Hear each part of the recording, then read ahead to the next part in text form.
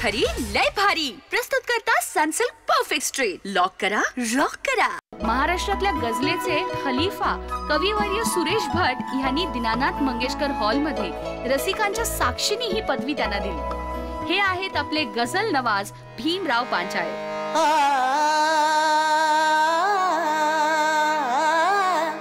गरीबाच्या लग्नाला नवरी गोरी काय काळी काय, महागाईने पिचलेल्याना होळी काय दिवाळी काय, गरीबाच्या लग्नाला नवरी गोरी काय काळी काय। आज आपण पांचाळे यांच्याशी बोलणार आहोत, कारण बऱ्याच वर्षांनी त्यांचा श्वास गझल हा नवीन अल्बम प्रकाशित होतोय।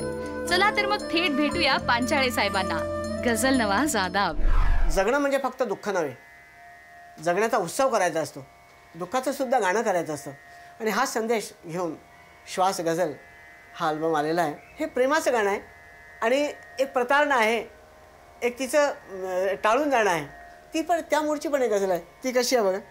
टाळलेस तू मागे बघणे, वळता वळता ती नजरेची भेट राहिली, ती नजरेची भेट राहिली,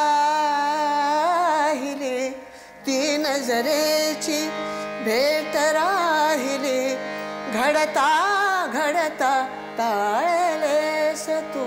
अनेकांना माहित नसेल, पण भीमरावांचे जसे सामान्य प्रेक्षक फॅन आहेत, तसेच काही राजकीय मंडळी सुद्धा आहेत। अहो, मुळात राजकीय मंडळी रसिक, त्यात असा कोणी अवलिया जो सौंदर्याला शब्दांनी सुरांनी बंदिस्त करतोय म्हटल्यावर त्याला टाळणार कोण। द्वेषाची दुनिया बदले, द्वेषाची दुनिया। तर असे हे गझल नवाज गेली 37 वर्ष सातत्यानं तपश्चर्या करतायत। हा सगळा खजिना या पहिल्या पिढीकडून दुसऱ्या पिढीकडे जायला हवा, म्हणून आपल्यासारख्या आजच्या पिढीनेही तयार असलं पाहिजे। पांचाळे ही नव्या पिढीबाबत आनंदी आहे, पण समाधानी नाहीत। म्हणजे नवी पिढी हुशार आहे, पण हा पण त्यांच्याकडे आहे, ज्यावर आपण सगळ्यांनी लक्ष दिलं पाहिजे।